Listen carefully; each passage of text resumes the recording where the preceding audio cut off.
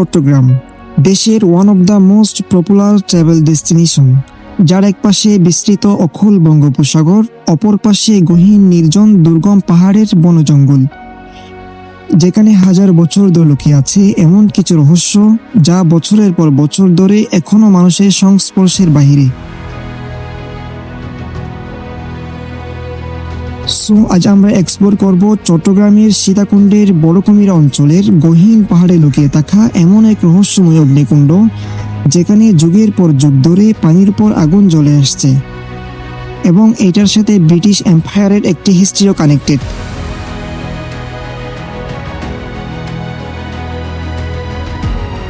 এই জায়গাটা এতটাই হিডেন এবং আইসোলেটেড, আনফর্চুনেটলি এখানে যাওয়ার মতো নেই কোনো প্রপার রুট ম্যাপ ও গুগল ডিরেকশন, শুধুমাত্র স্থানীয় অল্প কিছু মানুষের কাছেই পরিচিত। এবং ঘন্টা ধরে ট্রেকিং করতে হয় পাহাড়, জঙ্গল ও জিরিপথ, যা পুরো ট্রেলটাকে আরও অ্যাডভেঞ্চার করে তোলে।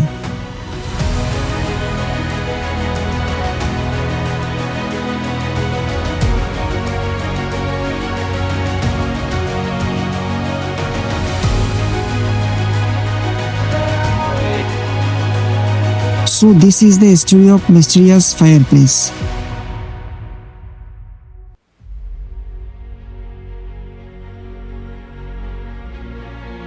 এখানে যাওয়ার একটাই রাস্তা, তাই আমরা আর্লি মর্নিং মেঘে ঢাকা কুয়াশার মধ্য দিয়ে বের হয়ে চলে আসলাম চট্টগ্রাম ভাটিয়ারি। বাট আপনারা যদি ডিরেক্ট চট্টগ্রাম সিটি থেকে বিলং করেন, ফার্স্ট অফ অল শহর থেকে লোকাল বাসে করে চলে আসবেন বড় কুমিরা বাজার। ভাড়া নিবে অ্যারাউন্ড 20 থেকে 30 টাকার মতো। আর যদি ঢাকা বা দেশের অন্যান্য অঞ্চল থেকে আসেন, সুপারভাইজারকে আগে থেকে জানিয়ে রাখবেন চট্টগ্রাম শহরে প্রবেশের আগে সীতাকুণ্ড বড় কুমিরা বাজারে নামানোর কথা। পাশে হচ্ছে কুমিরা বাজার। আমরা একটু আগে নেমেছি, যে এখানে সাইনবোর্ড দেখবেন বড় কুমিরা ফেরিঘাট। আপনারা চাইলে একটু কুমিরা বাজারের উপর নামতে পারেন। বাজারটা হচ্ছে নিচের দিকে আর উপর দিকে রাস্তা রয়েছে। সো আমরা এখন সামনের দিকে চলে যাবো। আমরা বড় কুমিরা বাজার থেকে মর্নিং টাইম হালকা নাস্তা করতেছি। এই যে সোলাবুট রয়েছে, সাথে পুরি। সো আমরা বেশি করতেছি না, বাট দুপুরে আমাদের একটা বিগেস্ট প্ল্যান আছে। তো এটা হচ্ছে কুমিরা বাজার। নিচ দিয়ে একটা ব্রিজ রয়েছে, আপনাদেরকে গাড়ি উপরে নামিয়ে দিবে, বাট ওই পাশে একটা সিঁড়ি আছে, ওদিকে নামতে পারেন। সো এখন আমরা সামনের দিকে ব্রিজের নিচ দিয়ে চলে যাব।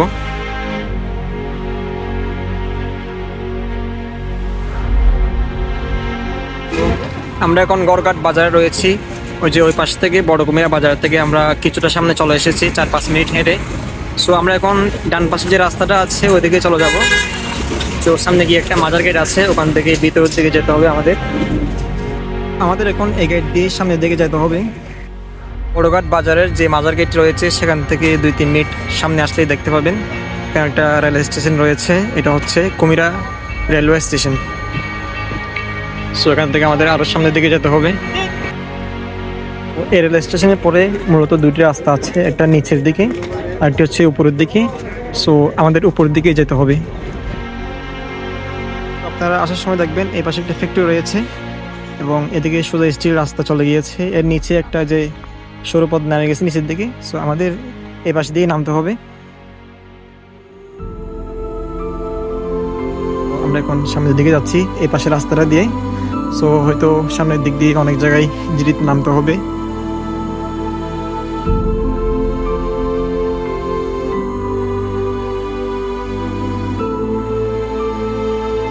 সবুজ পাহাড়ের বুক ছিঁড়ে বয়ে চলা নির্জন আঁকাবাঁকা জিরির স্বচ্ছ পানি, বর্ষা ও ভোরের সকালে এলে মনে হবে পাহাড়ের যেন শব্দ ঘুম ভেঙেছে।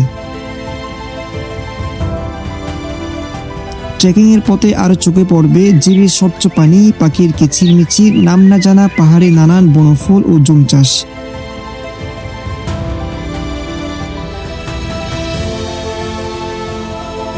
সো অলরেডি আমরা প্রায় 30 মিনিট থেকে ট্রেক করতেছি, আরও মেবি 1 ঘন্টার মধ্যে ট্রেক করতে হবে। সো পানিটা প্রচুর ঠান্ডা।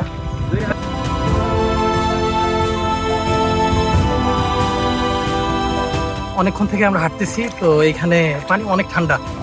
এখানে প্রথম গিরিপথে বলার মতো ভাষা নাই আমার ফিলটা অসাধারণ হয়ে গেছে।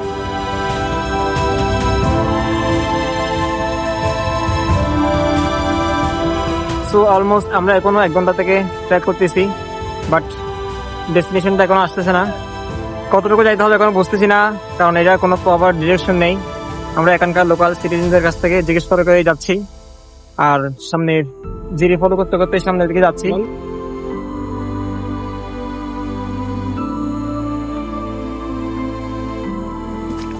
So, আমরা এখন অনেক জনে আছি, আমরা অলমোস্ট 10 জনের মতো আছি। আপনারা ট্রাই করবেন আপনারা যখন আসবেন, কারণ এটা অনেকটাই হিডেন। সো এখানে মানুষ খুবই কমই আসে, এটা এখনো মানুষের কাছে তেমন একটা পরিচিত না। আপনারা আসার সময় ট্রাই করবেন দল সঙ্গ করে নিয়ে আসতে, সাথে প্রায় 10-12 জন বড় দল করে আসবেন, কারণ এটা হচ্ছে অনেকটাই গহীনে। সো এখানে আসাটাই বেটার হবে। এই ট্রেলে যাওয়ার সময় অনেকগুলো বাগান এবং ক্ষেত রয়েছে পাহাড়িদের। সো আপনারা ট্রাই করবেন এগুলো নষ্ট না করার জন্য। মাত্র এক মোড়। আচ্ছা,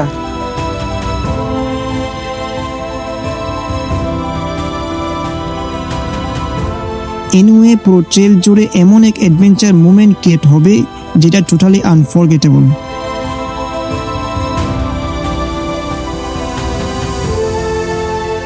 সো অলরেডি আমরা লাস্ট 1 মিনিট থেকে একটা গ্যাসের রেস্টুরেন্ট পাচ্ছিলাম।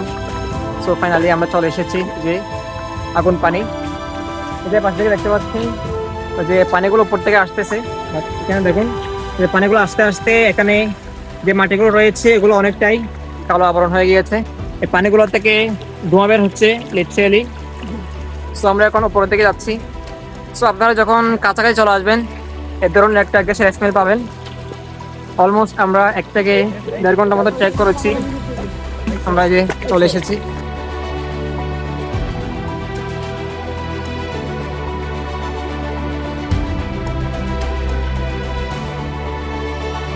আনফরচুনেটলি মাইক্রোফোনটা অফ হয়ে গিয়েছিল, যার কারণে এই ক্লিপে ভয়েস ওভার দিতে হয়েছে।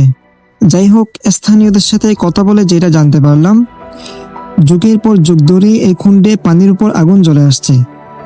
একদিনের জন্য বন্ধ হয় না এই কুণ্ডের আগুন। এ নিয়ে স্থানীয়দের মধ্যে বিভিন্ন অলৌকিক রূপকথা প্রচলিত রয়েছে। দি হিস্টোরিক্যাল পার্টিস ব্রিটিশ এম্পায়াররা যখন উপমহাদেশ থেকে বিতাড়িত হয়েছিল, তখন তারা পরিকল্পিতভাবে বিভিন্ন খনিজ পদার্থগুলো সীসা ঢেলে ড্যামেজ করে দেয়। বাট কবে থেকে এই কুণ্ডে আগুন জ্বলা আসছে কাহারও প্রপার ইনফরমেশন জানা নেই।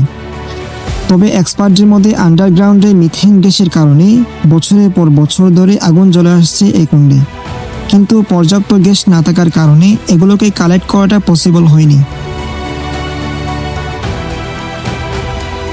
নেচার শুধু দেখার জায়গা নয়, অ্যাকচুয়ালি পাহাড় জিরির এমন একটি প্রপার কম্বিনেশনে যদি একটি বেস্ট মুভমেন্ট ক্রিয়েট করা যেত, তখন হ্যাপিনেসটা ইনক্রিজড হয়ে 10 গুণ পর্যন্ত হয়ে যেত।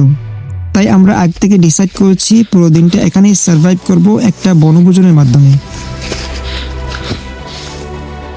সো আমরা এখন কলা পাতার জন্য পাহাড়ের দিকে উঠতেছি, যেহেতু আমরা সময় কোনো জিনিসপত্র নিয়ে আসি নাই। আর আমাদের আজকে এই ট্যুরটা ফুল অ্যাডভেঞ্চার, একবারে ন্যাচারাল জিনিসপত্র দিয়ে হবে। এই কলা পাতার মধ্যে মেরিনেট করবো, সো এটা একটু দ্রুত হবে। সো আমরা আরও একটা কলা পাতা নিব এখান থেকে। দেখতে পাচ্ছেন উপরের দিকে কলা পাতাগুলো অনেকটাই ফ্রেশ। আমরা একটু উপরে যাওয়ার চেষ্টা করব। সো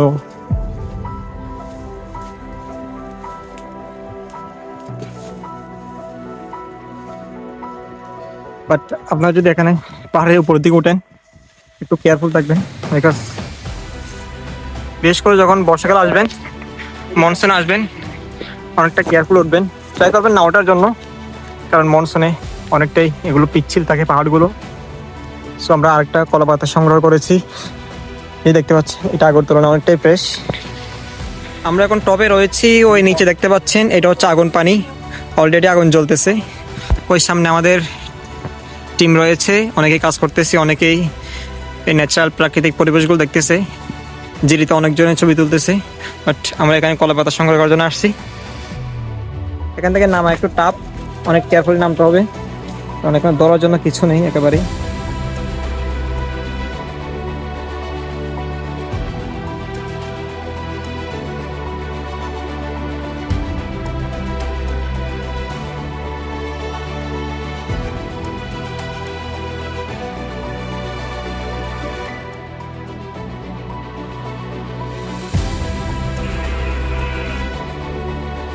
যে বারবিকিউ করার জন্য এখানে বাসের মধ্যে দিয়ে দিয়েছি, যেহেতু আমরা কিছু নিয়ে আসি নাই, শীত থেকে কিছু নিয়ে আসি নাই, সো আমরা এই বাসের মধ্যে দিয়ে এটা ওখানে পোড়াবো, আগুন পানির মধ্যে পোড়াবো।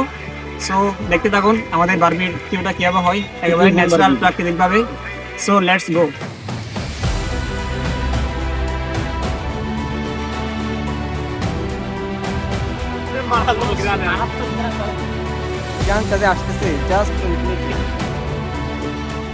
আজকে বছরের প্রথম দিন, অর্থাৎ 2026। আপনি যখন এই ভিডিওটি দেখছেন হয়তো আরো 2-3 দিন অতিবাহিত হয়ে গিয়েছে। সো আমাদের বছরটা এভাবে শুরু করতেছি একদল ভ্রমণপ্রিয় মানুষ, যে অ্যাডভেঞ্চার প্লাস বনভোজন এবং খুবই রহস্যময় একটা জায়গার মধ্যে। চট্টগ্রামের খুবই একটা প্রসিদ্ধ এবং রহস্যময় জায়গা এবং হিডেন প্লাস আইসোলেটেড। সো আপনারা সবাই আপনাদের বছরটা কীভাবে শুরু করছেন সবাই কমেন্ট করে জানাবেন।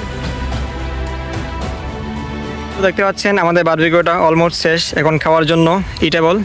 বলতে গেলে এটা আমাদের জীবনের প্রথম বারবিকিউ, এই বনভোজন। অনেক সুন্দর, জীবনে প্রথম করলাম, আলহামদুলিল্লাহ। দেখতে তো ভালো দেখা যাইতেছে, দেখি খাইতে কেমন লাগে। সো আমরা হচ্ছে ওই পাশেই আমাদের প্লেসটা, এখানে আমরা এখানে খাওয়া দাওয়া করবো। দেখতে পাচ্ছেন একেবারেই প্রাকৃতিক পরিবেশে এবং আশপাশে এনভায়রনমেন্টটা দেখেন।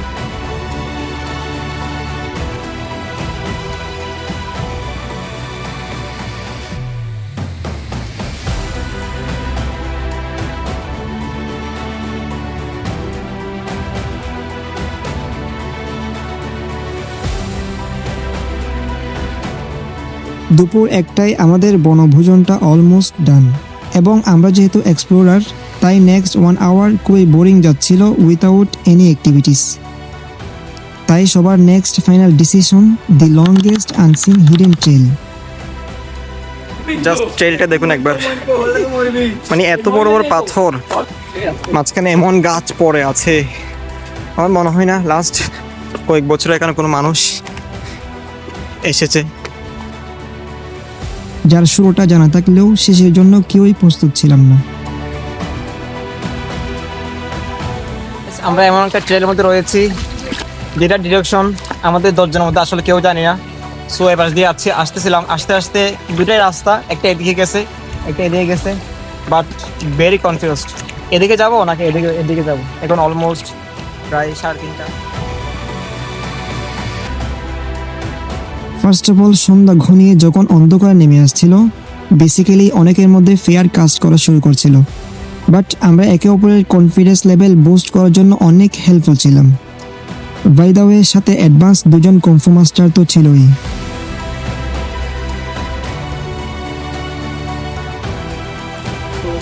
ট্র্যাক করতেছি, খালি পানি আর পানি।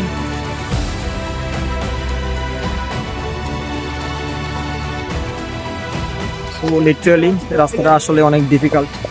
ওদের সামনে দেখতে পাচ্ছেন খালি পাথর আর পাথর, হাঁটার মতো তেমন কোনো ওয়ে নেই, অনেক কষ্ট করে হাঁটতে হচ্ছে। যাই হোক, আসলে একটা অ্যাডভেঞ্চার ফিল হচ্ছে লাইফের ফার্স্ট টাইম। অনেক জায়গায় গিয়েছি, বাট ওগুলোতে আমাদের একটা রোড ম্যাপ থাকে, বা যারা গিয়েছে এদের থেকে একটা রোড ম্যাপ নেওয়া হয়, এবং গুগল থেকেও একটা রোড ম্যাপ কালেক্ট করা হয়, বা ইউটিউব দেখেও একটা রোড ম্যাপ কালেক্ট করা যায়। জাস্ট ট্রেলটা দেখুন একবার, মানে এত বড় বড় পাথর আর মাঝখানে এমন পানি, আর লিটারালি পানিগুলো এত পরিমাণ ঠান্ডা। সো আগে বলেছি বডি টেম্পারেচার এমনি অনেকটাই লো হয়ে গেছে এই ঠান্ডার কারণে। মাঝখানে এমন গাছ পড়ে আছে, আমার মনে হয় না লাস্ট কয়েক বছর এখানে কোনো মানুষ এসেছে। সো মানুষের কোনো পায়ের ছাপও নেই।